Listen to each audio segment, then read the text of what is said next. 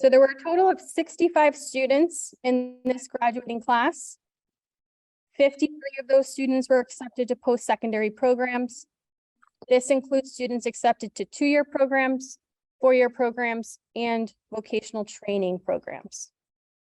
Out of the 65 students, we had 44 accepted to 4-year colleges and universities. And 43 of those students enrolled this fall in those institutions. We had one student who is taking a gap year, 7 students who went directly into the workforce, 9 students who are attending either a 2-year college or vocational institution, and 3 students who are pursuing careers in the military. The next section is a list of majors of the class of 2022. Cumulatively, these majors represent a wide range of disciplines, which is important as we continuously reflect on how our programming here at Chapag supports a wide range of needs and interests. Majors that were selected by 2 or more students are noted with an asterisk. And those were criminal justice, economics, mathematics, mechanical engineering, and psychology. Going on to the next page of the report, I've listed the college acceptances for the class of 2022. These acceptances represent 27 different states and 4 different countries. So again, these are all of the schools that our students of the class of 2022 were accepted to. If you flip to the next page, you'll see where they actually enrolled. The list of enrollments represents a wide range of institutions located in 17 different states and 3 different countries. The school counseling department will continue to create opportunities for students to explore a wide range of institutions to ensure they find the best possible fit in partnership with their families. And this fall, we have already welcomed 19 college admission representatives to our College and Career Center. And we have another 26 representatives scheduled to meet with our students this fall right here in our College and Career Center. As you review the list of the schools that our students have enrolled in, you'll see I've also noted the selectivity of admissions.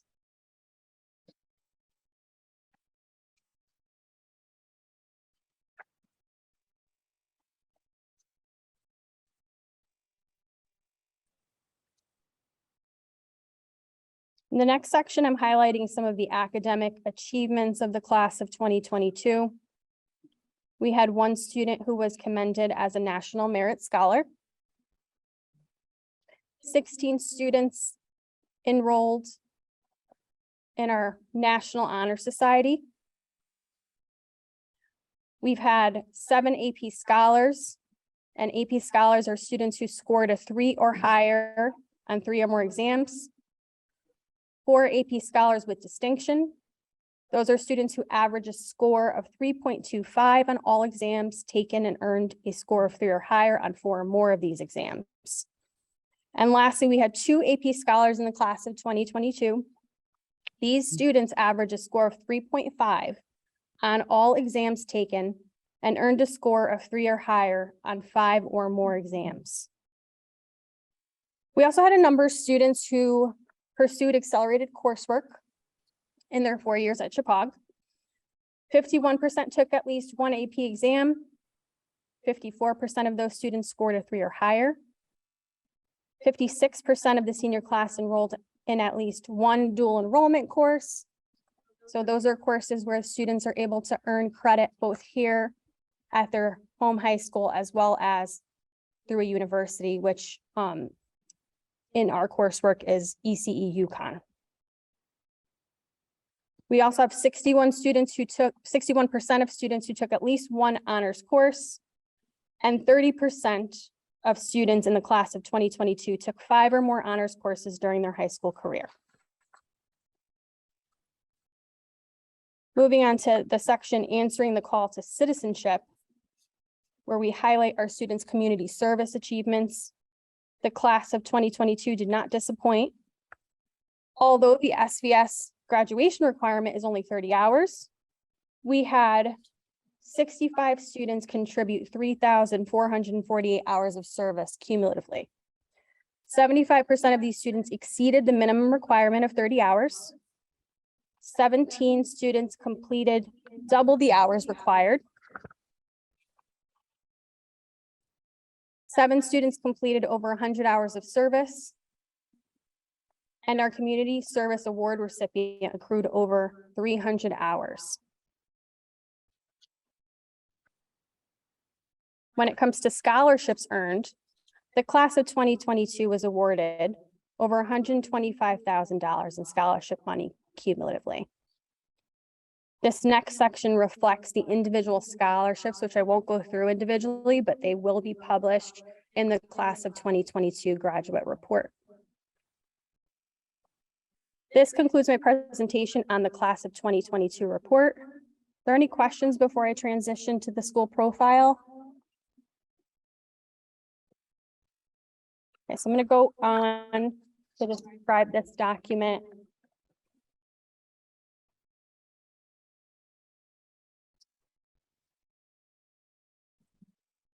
So the school profile serves as a way to convey a picture of our school community, student accomplishments, and the academic experience here at Chippewa. It gives context to where students come from when they are applying to post-secondary institutions. With that in mind, at the top of this document, you will see a description of the Chippewa school community and student body. This year, we added additional language to highlight the Agri-Science Academy and its program enrollment of 152 students. Below this description of the community, you will see a bar graph with the 5-year distribution of the cumulative weight of GPA of the past 5-year graduating classes. This figure shows that nearly 85% of Chippewa graduates over the last 5 years have earned an 80% or higher. 69% have earned an 85% GPA cumulatively or higher, which equates to a B average or a 3.0 on a 4.0 scale. Below the GPA bar graph, the Chippewa Valley core values are noted, and there's also additional details about the facilities on campus and more detailed information about the Agri-Science Academy. On the bottom left, we have highlighted some of our student recognitions, our National Merit Commended Student, the number of AP scholars that were honored in the class of 2022, as well as awards and nominations for athletics and the arts. At the bottom right of this document, you'll see our grade scale and GPA weighting process is outlined. Now we're going to flip around to the back side of this document.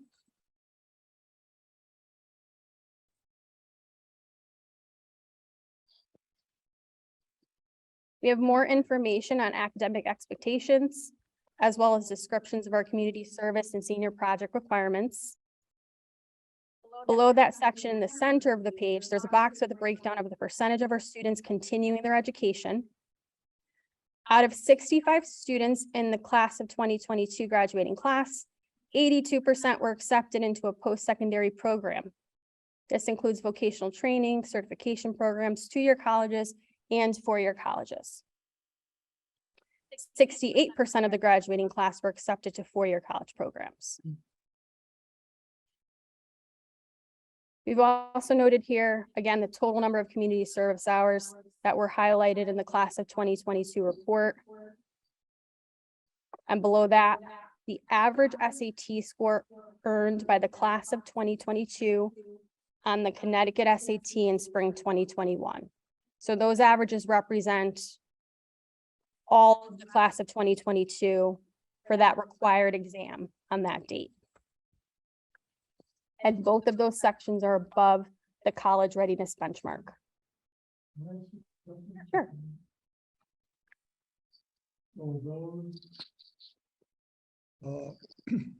Those SATs were taken in the spring of 21, is that correct? Correct. Their junior year. That's when they take the required Connecticut SAT. Thank you. You're welcome. Along the right side of the page, you will see an updated list of our accelerated coursework. All of our advanced placement, dual enrollment college courses through UConn, and honors courses for core academics are listed. All of these courses have additional weighting in the GPA. Below the coursework, we have also included information on our seal of biliteracy, which 9 students in the class of 2022 earned, demonstrating their proficiency in 2 or more languages by high school graduation. And the last section of the profile at the bottom of page 2 highlights some of the activities and accomplishments that occurred last school year here at Chippewa, including the 17th Annual World Affairs Forum, Halo nominations, and art awards and events that occurred throughout the school year. So that concludes my presentation of the school profile. Does anyone have any questions about that document? Yes. I feel like I haven't heard a lot lately about students taking virtual high school classes. So do you have a percentage of how many students have been doing that for last year? So this year we have 18 students enrolled. I don't have the figures from last year, but I can look that up and share it out. I'm just wondering if it's going up, going down, because I don't know over the last, I know that like 4 years ago, it was pretty big, but I don't really know how it's been going in terms of going up. So we down. have a limited number of seats. It's What does that capped every mean? year. So we have 20 seats that we can use throughout the school year. And it's really reserved for students who have demonstrated that they can work independently. Or if they have a scheduling issue, that is a solution that we offer that possibility to them to Or if access. there's an AP class that's not being offered. That they want. Exactly. Yes. So they have to be approved for that, which is different than your traditional AP class that's in the class. Right.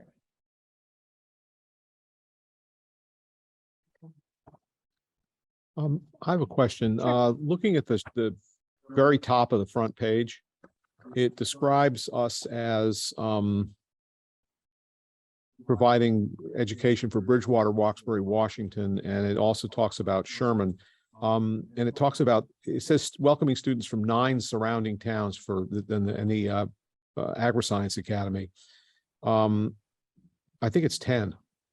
If you Okay. count Bridgewater, Roxbury, Washington, and the others, there's 7 others now. We originally had 9, but Bethel became the 10th.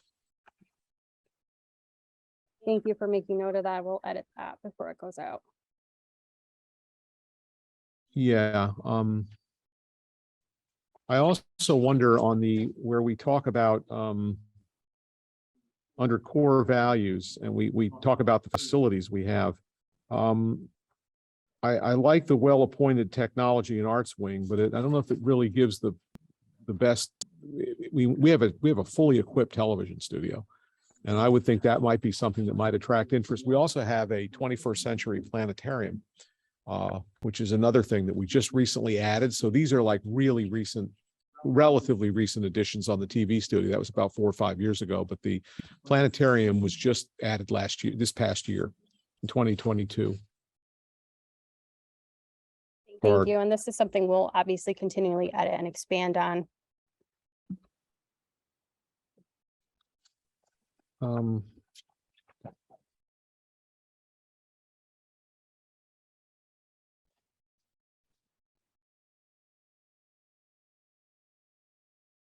Any other questions? Okay, No, I Thank think you. so. Thank you very much.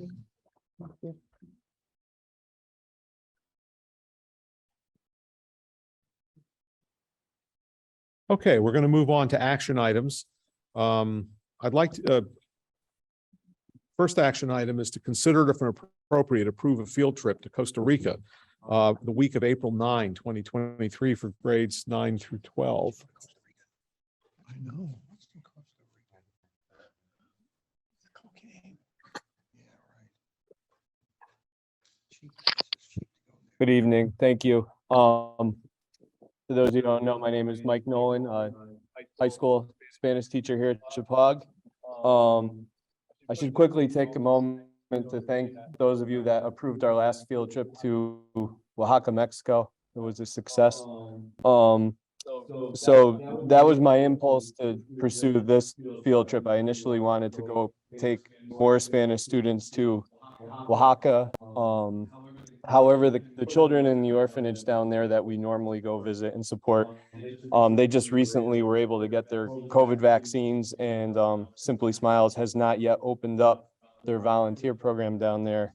So I was looking for something else, another destination. I looked into Peru, $4,500, not gonna fly. Spain, similar. And then I came across Costa Rica via Promotour. It's a Canadian company, and our French students are going to Quebec City, as many of you know.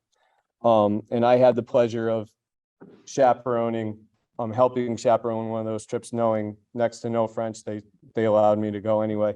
And what I was really impressed with that trip is the homestay portion of the trip.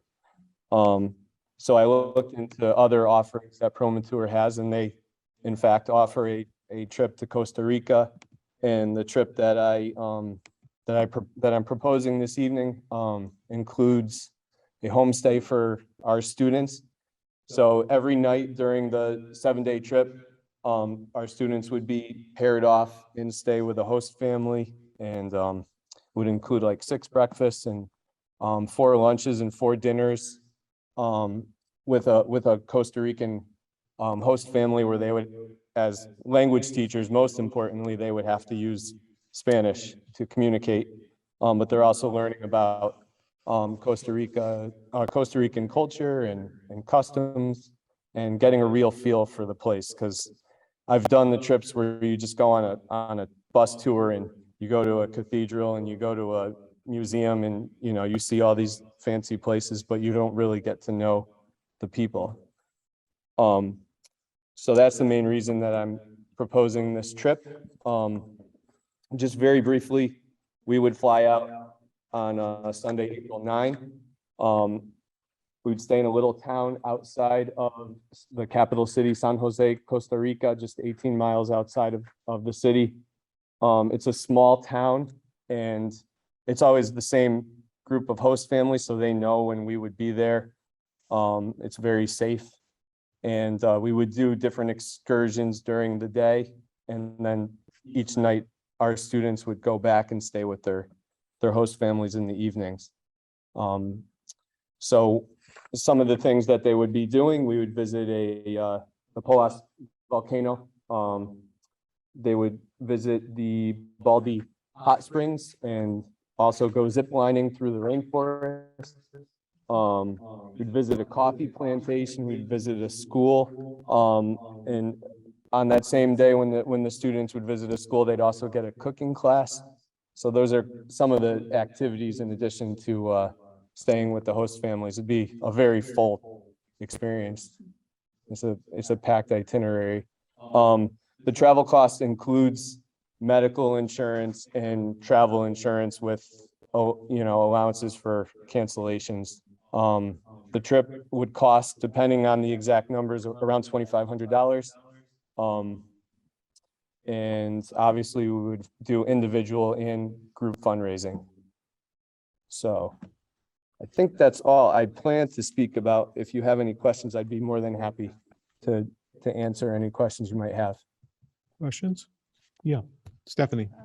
So this is the same. Yes.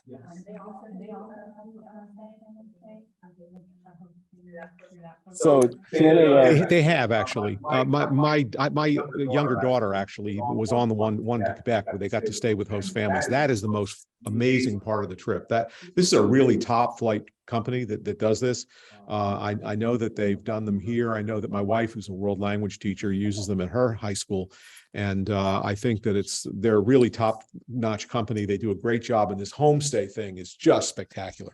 I mean, the kids, we do, and it's a good one, and the kids come back really jazzed about it, having spent time with a family. I think that's one of the best things you can do. Unfortunately, the Canadian trip this year, they don't have that option just due to the Canadian restrictions, but Costa Rica was one of the first countries to open up post-COVID. And do we know approximately how many students you'd anticipate on the trip? The most we could take is 23. I would like to get at least a dozen, and just based on the interest that's been expressed, you know, when I just told my students I was coming tonight, there's a lot of interest.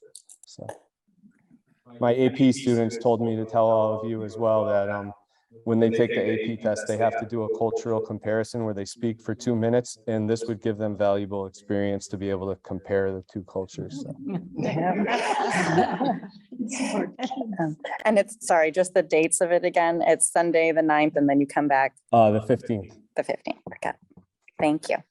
I hope you can get a lot of kids to go. This is really money well spent. Terrific program. Thank you, Senior Nolan. Oh, my pleasure. Any Thank other you. questions? Any other questions? All right. Thank you. Is there a motion to approve the field trip to Costa Rica the week of April 9, 2023 for grades 9 to 12, as has been outlined? Is there a second? Moved and seconded. Discussion. I was about to say the same thing. Okay, all those in favor, please signify by saying aye and raising your hand. Aye. I'm looking for Angela. Where'd she go? Oh, there she is. Okay, all those opposed? All those abstaining? It's unanimous. Thank you. Enjoy. I hope that works out and you get a lot of kids to go. Okay, the next item is to consider and if appropriate, approve the disposal of Region 12 property. There was a list of property that was proposed to be disposed of. I don't know if you've had an opportunity to look at it, but is there a motion to approve the disposal of this property? So moved. Is there a second? Moved and seconded. Discussion. Is there any presentation on this? Or Well, I was is it just, really needed? not really. I mean, I was just going to point out, obviously, it's primarily elementary, older texts and hardware to be disposed of. And it's all due to age, the resources being outdated and not functioning properly, any or all of the above. But just so you know, when we're able to actually donate, I just want to emphasize that there are some situations where we can donate rather than dispose of. An example of this, I think, was last year with Chromebooks. And those were donated to a school in North Haven. So if there's an ability to do that, and we do, we don't just, there's a thought process behind just disposing of things. Just know when we do that, though, it is labor intensive. So for example, we had to take all of the information, confidential information off of, say, Chromebooks, if we're gonna get rid of those. And but we do make thoughtful decisions when we do donate. The materials that are on this particular list, we could not do that. So again, just so you know, we're being thoughtful about that process. Okay. It's been moved and seconded. Are there questions? Discussion? All those in favor, please signify by raising your hand, saying aye. Aye. All those opposed? Opposed? All those abstaining? I see no one abstaining, no one opposed. It's unanimously adopted. Next item, consider and if appropriate, establish June 10, 2023 as the graduation date for the Chippewa class of 2023.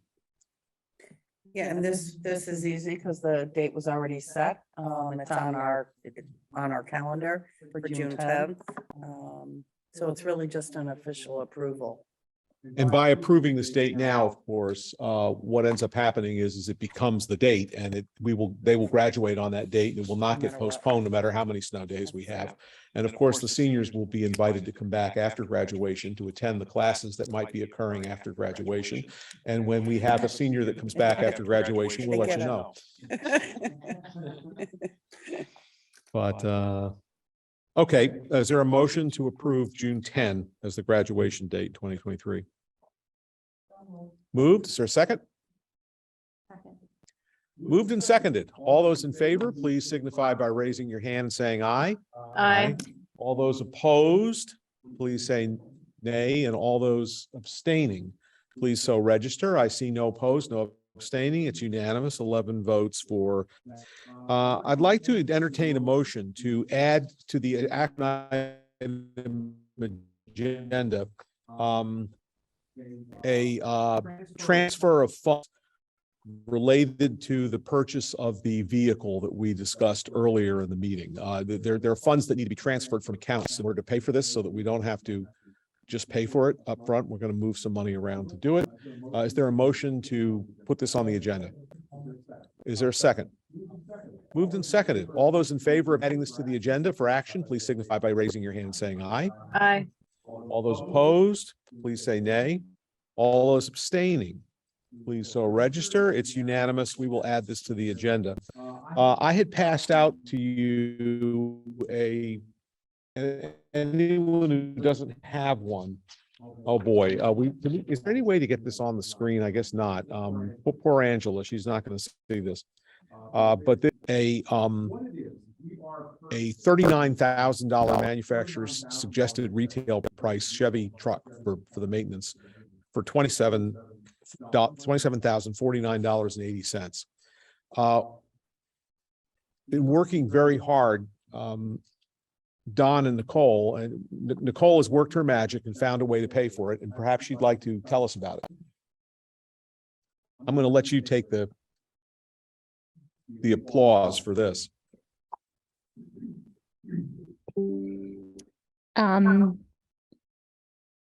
Should my volume be down?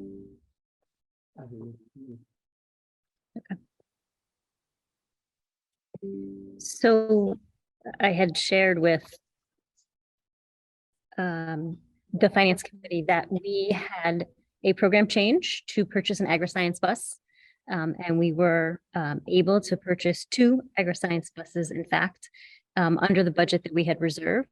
So there's $12,400 left from the purchase of the buses to dedicate toward the truck. And then we are moving funds from several various account lines in small amounts to make up the difference to make it possible to purchase the truck.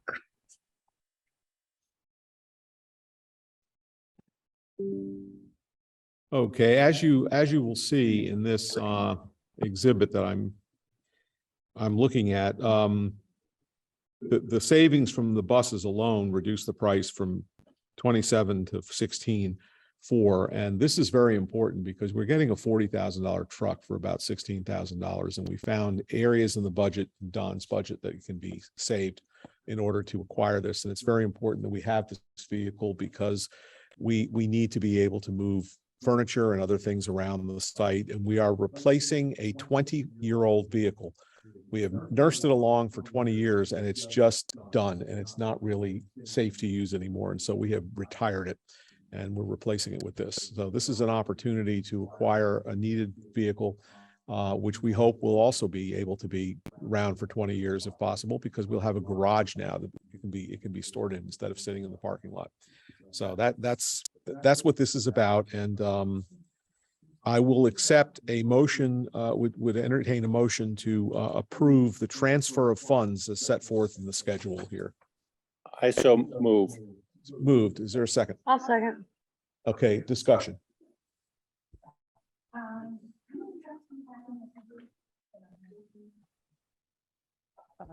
I'm going to ask Don. There are three that plow and sand, and there's one that this maintenance vehicle that does not plow and sand. It typically is used for HVAC technical repairs. Just wondering, I think, my memory probably needs to, we bought 1 or 2 trucks about 4 or 5 years ago, right? Yes, we have been slowly but surely trying to replace these as they get ancient. Is this the last one, or do we? I don't know, Don, you planning on any more? There's one more 2006 that's used for a plow vehicle, but look in the future. But I know we had kind of started that process, but so we got 2 down, this is the 3rd, and we're anticipating another one. Yeah, I mean, that plow vehicle, if it's a 2006, makes it 16 years old. I don't know how you keep a plow vehicle 16 years with all the salt and sand that. We take as good care as we can about it, make these different around the house. And I presume this 20-year-old vehicle will just simply be disposed of because it has no value. We're gonna attempt to trade it in. Good trading, but Oh, okay. Okay. So it's been moved and seconded. Is there further discussion? All right, we'll vote. All those in favor, please signify by raising your hand and saying aye. Aye. All those opposed? Is anyone opposed? All those abstaining? I see no abstentions, no opposition. It's unanimous. We will go forward with that. Okay, at this point in time, I would call your attention to our next Board of Education meeting on October 24th and the one after that on November the 14th. At this point in time, I'd entertain a motion to going into executive session to discuss personnel matters. So moved. Moved, is there a second? All those in favor, please signify by saying aye and raising your hand. Aye. Okay, all those opposed? Abstaining? Okay, it's unanimous, required a 2/3 vote. We will go into executive session. Yes, Alex.